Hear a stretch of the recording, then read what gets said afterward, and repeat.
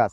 এই আপাং গাছ পুরুষ মানুষের অনেক উপকারিতা, অনেক রোগ থেকে মুক্তি পাওয়া যায়। এই আপাং গাছ আপনি কিভাবে সেই গাছটা ব্যবহার করবেন, এই গাছটা কী কী রোগের কাজে লাগে সেটা আমি বলে দেব। এই গাছটা বশীকরণ, টুটকা, পুরুষ মানুষ অধিক সময় স্বামী স্ত্রী সহবাসকরণ এই আপাং গাছ দিয়ে পারা যায়। দেখেন আপনার কেমন তালে আপাং গাছটা নিতে হবে সেটা আমি বলে দেই। এই যে আপাং গাছটা হলো ফুল করা ছাড়ে নাই, এই যে এটা হলো আপাং গাছের ফুল। এই গাছটা নিলে আপনার কাজে সফলতা পাবেন না।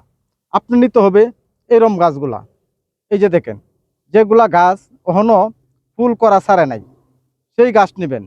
যদি কোনো পুরুষ ভাইয়েরা পুরুষত্বভাবে দুর্বল থাকেন, আপনার পুরুষলিঙ্গ নরম হয়ে যায়, স্ট্রং হয় না, এইরম কচি দেখা ছোটো গাছ নেবেন, আপাং গাছ 2 থেকে 3টা মোড়া নেবেন। আর নেবেন মধু, একসাথে চাবাবেন, চাবায়া এই চুলকাটা হালাই দিবেন। দেখবেন আপনার পুরুষলিঙ্গ শক্ত হয়ে গেছে, পুরুষলিঙ্গ স্ট্রং হবে।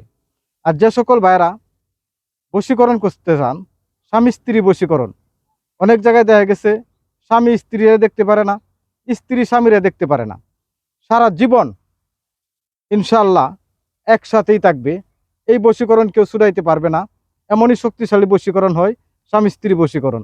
শুধু এই আফলা গাছটা নেবেন, আর নেবেন সাদা লজ্জাপতি গাছের গোড়া। সেই লজ্জাপতি গাছের গোড়াটা কেমন নিতে হবে সেটাও আমি দেখাই দিচ্ছি। এই যে দেখেন, এই যে ছোট লজ্জাপতি গাছ, এইরকম লজ্জাপতি গাছের গোড়া নেবেন। নেহারা বাজারে মনামনি কিনতে পাওয়া যায়, সেই মনামনি নেবেন 2টা, নিয়ে ভালো করে ফিনিশিং করবেন।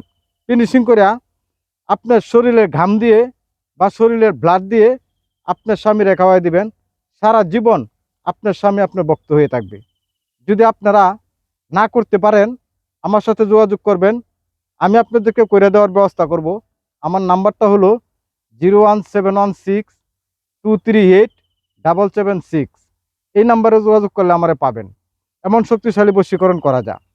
যদি আপনার একজন বন্ধুকে করতে চান বা প্রেমিক প্রেমিকা, আপনার বান্ধবীরা করতে চান, আপনার একটি মেয়ে পছন্দ হয়েছে, সারা জীবন তাকে নিয়ে ঘর সংসার করবেন, তাকে আপনি বিবাহ করবেন, যদি এইরকম ধরনের হয় তাহলে আপনি এই বশীকরণটা করতে পারেন।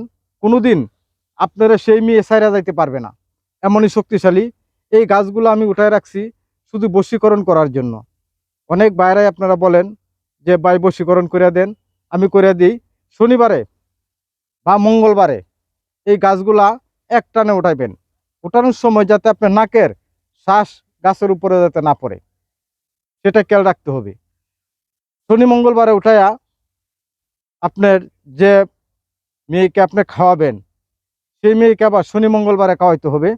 এই গাছের গুঁড়া নেবেন একটা, আপাং গাছের গুঁড়া, আর সাদা লজ্জাপতি গাছের গুঁড়া নেবেন একটা, নিয়ে বাজারে মনামনি কিনতে পাওয়া যায়, সেই মনামনি কিনে নেবেন।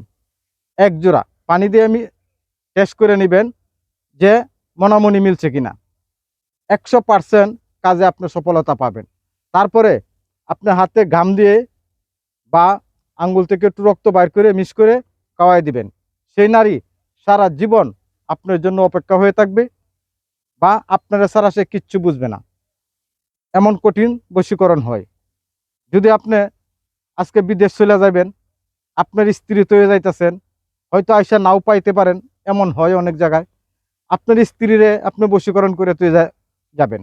এইভাবেই এই আপাং গাছের, এই যে আপাং গাছটা চিনে রাখেন, আপনাদের বাড়ির আশেপাশে আছে, এই বাত্তি আপাং গাছ নেবেন না, নেবেন আপনার করা দেখা, এরম ছোটো দেখা, যে গাছটা না ফুল করা ছাড়ে নাই, সেই গাছের গুঁড়া নেবেন। শনিবারে না হয় মঙ্গলবারে উঠাবেন। আর নিতে হবে আপনার সাদা লজ্জাপতি গাছের গুঁড়া, আফলাটা নেবেন। নেওয়ার পরে আপনার শরীরে ঘাম দিয়ে আপনার স্ত্রীরে খাওয়াই দিবেন, 2টা মনামনি দিবেন। সারা জীবন আপনার স্ত্রী আপনার অপেক্ষা থাকবে, কারো দিকে চলে যাবে না। আপনার বিদেশ করে আইসাও আপনার স্ত্রীকে পাবেন। প্রবাসে যায়া অনেক কষ্ট করেন, কষ্ট করে টাকা পয়সা দেন, স্ত্রী লুকে লইয়া বাগে, কোনোদিন বাগবে না।